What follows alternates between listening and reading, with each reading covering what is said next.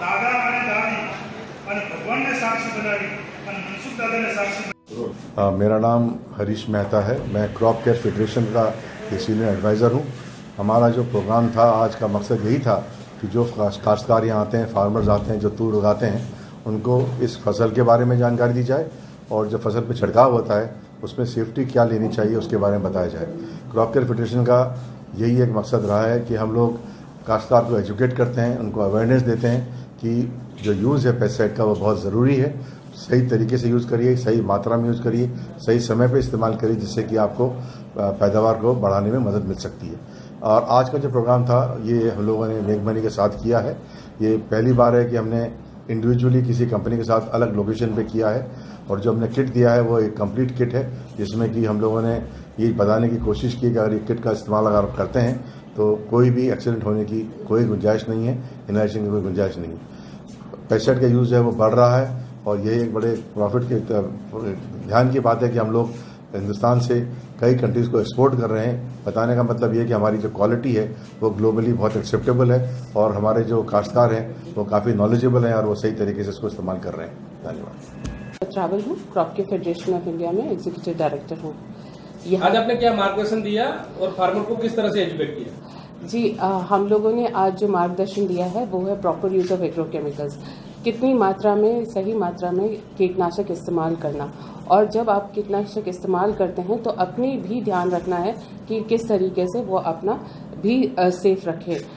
तो इस तरीके से हमने एक सेफ्टी किट प्रोवाइड किया है फार्मर्स को, जो जिसमें एक कैप है, गॉगल है, एप्रॉन है, नोज मास्क है और हैंड ग्लव्स एंड जूते, जो बहुत इम्पॉर्टेंट होता है फार्मर के लिए, क्योंकि कई सारी चीज़ें हैं, सांप काटने की वजह से उनको बड़ी ज़्यादा क्षति हो जाती है, जिसकी वजह से वो कई बार उनके साथ हादसे भी होते हैं। इसलिए जूते बहुत इम्पॉर्टेंट है। तो हमने इस इम्पॉर्टेंस के बारे में फार्मर्स को समझाया। एक और इम्पॉर्टेंट बात ये भी समझाई कि एक लेबल होता है और एक लीफलेट होता है जो बहुत महत्वपूर्ण इन्फॉर्मेशन उन पे कैरी करते हैं। वो हमने इम्पार्ट करी है फार्मर्स के साथ कि जब भी वो खरीदे तो एक ये जरूर देख के खरीदे कि वो क्या खरीद रहे हैं, और उसके ऊपर जो भी इंफॉर्मेशन है उसे देख के खरीदना बहुत इम्पॉर्टेंट है। एक बिल लेना बहुत इम्पॉर्टेंट है, जो हमने फार्मर्स को समझाया है। और उसके बारे में और लीफलेट में जो इन्फॉर्मेशन होती है, किस तरीके से कितनी मात्रा में इस्तेमाल करना चाहिए, कब इस्तेमाल करना चाहिए, कौन से क्रॉप्स के ऊपर इस्तेमाल करना चाहिए, इन सब के बारे में हमने उनको विस्तार से जानकारी दी है। तो ये कार्यक्रम हमारे लिए बहुत मतलब महत्वपूर्ण था और फार्मर्स के लिए भी ऐसे कार्यक्रमों को जोड़ना चाहिए और इस तरीके कार्यक्रमों में उन लोगों का भी योगदान बहुत होना चाहिए। और साथ में मिलके हमने जो मेघमनी के साथ हमने जो कार्यक्रम किया है ये बहुत अच्छा था और हम चाहते हैं कि और इस तरीके के कार्यक्रम हम फार्मर्स तक पहुंचाते रहें। Okay, thank you. बहुत जयंती पटेल, चेयरमैन मेघमणी ग्रुप ऑफ इंडस्ट्रीज। શું કાર્યક્રમ હતો અને એનો તાત્પર્ય શું હતો? આજનો કાર્યક્રમ ઇન્ડિયા લેવલે ક્રોપ કેર ફેડરેશન ચાલે છે અને એના ઉપાધ્યક્ષ મારા નાના ભાઈ નટુભાઈ છે, જે મેનેજિંગ ડિરેક્ટર મેઘમણી ગ્રુપ ઓફ ઇન્ડસ્ટ્રીઝના છે।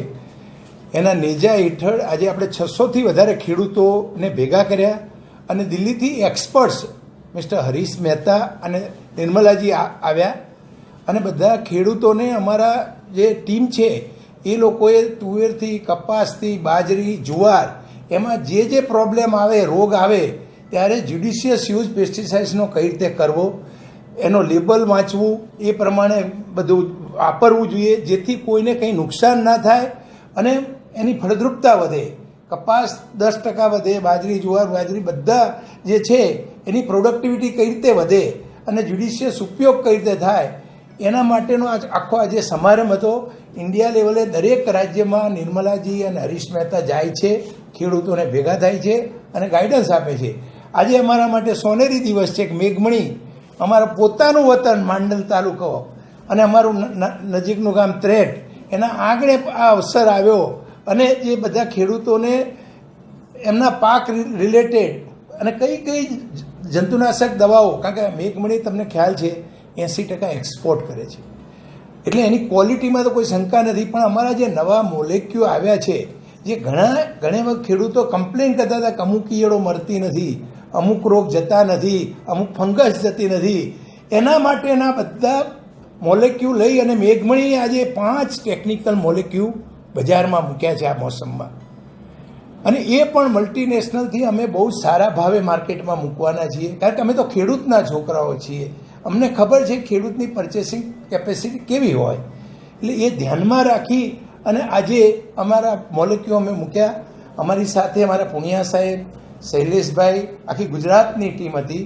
અંકિત જે અમારા CEO છે મેઘમણી ગૃહનું, એનું આયોજન હતું, અને બધા પરિવારના બધા સભ્યો જ્યારે એક અવસર હોય એવી રીતે આવ્યા, ખેડૂતોને એજ્યુકેટ કર્યા, અને અમે લોકોએ ખેતરમાં કામ કરેલું છે. તમને તકલીફ શું છે આપણને એ ખબર પડે, કેટલોય પાક નિષ્ફળ જાય છે, આપણી જોડે પ્રોપર નોલેજ નથી હોતું એને. એના હિસાબે એ એજ્યુકેટ કરવા માટેનો એક નમ્ર પ્રયાસ મેઘમણી ગ્રુપે કર્યો છે. કાયમ તો મેઘમણી ગ્રુપ અહીં CSR એક્ટિવિટી કરે છે, આપને ખબર છે. ગયા વર્ષે 3,557 બોટલો ભેગી કરી અને આપ લોકોએ મેઘમણી ગ્રુપને બહુ જ પ્રતિસાદ આપ્યો છે, એટલે આપનો પણ આભાર માની છે. Thank you very much. Okay સાહેબ, તમારું નામ લખો. નટુભાઈ પટેલ, ગામ ટ્રેન્ટ, તાલુકો વિરમગામ, અમદાવાદ. આજે એકનો કાર્યક્રમ હતો ખેડૂતોને અવેરનેસ માટેનો. શું કાર્યક્રમ હતો અને શું વાત છે? ધરતીનો છેડો ઘર, દરેક માણસને પોતાનું વતન યાદ આવે. તો વતન જોડે એની ફરજ કે અમે આ જ ધરતીમાંથી, આ જ એરિયામાંથી ઘણું કમાયા. હવે જ્યારે ઋણ ચૂકવવાનું આવ્યું ત્યારે અમારા ખેડૂત ભાઈઓને આ જંતુનાશક દવાના ઉપયોગથી પરિચિત કરવા માટે આ એક કાર્યક્રમ કે જંતુનાશક દવા એ જરૂરી છે. અહીંયા ઘણું જ ઓછું વપરાય છે. છેલ્લા 5 વર્ષમાં ઘણું જ ઉત્પાદન જુદા જુદા પાકોનું વધ્યું છે. આજે ખાસ કરીને તુવેરની વાત થઈ. આપણા દેશમાં તુવેર એટલા મોટા પાયે ઇમ્પોર્ટ થઈ રહી છે, અને આપણું જે વાતાવરણ છે ને તુવેર માટેનું સારામાં સારું વાતાવરણ છે. તો એનો કઈ રીતે વધારે ઉગે અને એનાથી ઉત્પાદન વધે અને સાથે સાથે ખેડૂતોની આવક વધે, એને સરસ રીતે કઈ રીતે વૈજ્ઞાનિક ઢબમાં અમારા જે સેલ્સ મેનેજર છે, સાયન્ટિસ્ટ છે, એ લોકોએ એની સમજ આપી. સાથે સાથે CCFI દિલ્હીથી આવેલા સાહેબો, જે અમારા કહેવાય ને અમારું જે એસોસિએશન છે એના જે વડા અધિકારીઓ આવ્યા અને એને કઈ રીતે એનાથી ઝેર છે તો એની સમજ કઈ રીતે એને વાપરવું. કારણ કે ઝેર તો દરેક વસ્તુ હોય છે, દવાઓ એ ઝેર છે, પણ એને સરસ રીતે કઈ રીતે વાપરવું જોઈએ, એના શું પ્રિકોશન લેવા જોઈએ, એની સરસ રીતે સમજણ આપી. અને આપણા ખેડૂત ભાઈઓ જે અમારા વડીલ બંધુઓ છે અને સાથે સાથે અમારા ભાઈઓ છે, અમારા સગા છે, અને એ લોકો આનો સરસ રીતે એને પ્રોત્સાહન આપ્યું. કાર્યક્રમમાં લગભગ 700થી વધારે ખેડૂતો આવ્યા અને એને માણ્યો, સમજ્યો. એટલે એના માટે બધાનો ખૂબ ખૂબ આભાર. જય શ્રી કૃષ્ણ.